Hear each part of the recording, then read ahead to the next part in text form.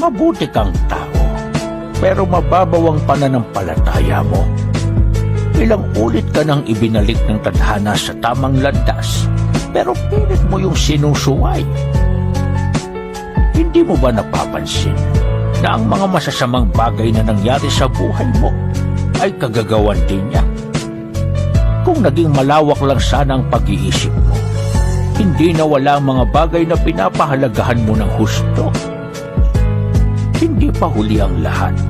Meron pa rin puwang sa buhay mo ang pagbabago.